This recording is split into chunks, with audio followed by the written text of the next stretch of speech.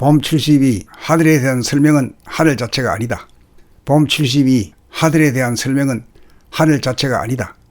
몸의 반응인 마음을 자기로 삼고 지내다가 항상 존재하고 있는 마음이 없는 하늘을 발견하여 본연의 자기로 삼게 되면 소아본이의 삶은 대아본이의 삶, 하늘 사람이 되어 사람을 완성한다. 하늘은 태풍이 몰아치고 불길이 번져도 하늘을 어떻게 하지 못한다. 그리하여 하늘 사람이 되면 과거에 대한 판단평가 심판과 미래에 대한 근심 걱정 불안 공포, 현재에 대한 대립 갈등 두려움이 영원히 사라져 안심인명한다. 불안했던 사람이 편안한 사람이 된다. 하늘에 점을 찍으면 직문직답을 통해 하늘의 소리가 나온다. 하늘이 자기 스스로의 상태를 말한다. 이렇게 되어야 확실히 점을 찍은 것이다. 하늘에 대한 설명은 하늘 자체가 아니다. 설명은 천당 밖에서 천당을 묘사한 말이므로 천당 안에서 나오는 말이 아니다. 천당에 입성하여 나오는 말이냐 아니냐는 천당에 입성한 사람만이 식별이 가능하다. 그러므로 하늘에 점을 찍었다고 하는 사람이 나오면 실제로 문 안에 들어섰는지 문 밖 가까이 접근한 사람인지 점검할 필요가 있다. 이때 동원되는 것이 직문직답이다.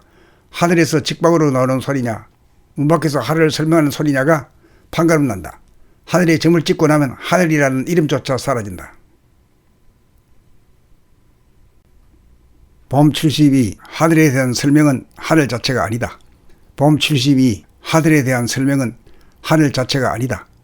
몸의 반응인 마음을 자기로 삼고 지내다가 항상 존재하고 있는 마음이 없는 하늘을 발견하여 본연의 자기로 삼게 되면 소아본이의 삶은 대아본이의 삶, 하늘 사람이 되어 사람을 완성한다.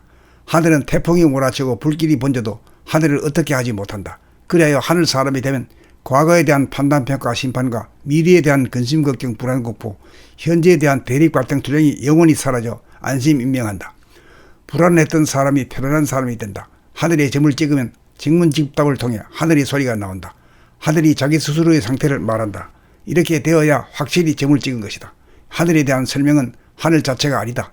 설명은 천당 밖에서 천당을 묘사한 말이므로 천당 안에서 나오는 말이 아니다. 천당에 입성하여 나오는 말이냐 아니냐는 천당에 입성한 사람만이 식별이 가능하다.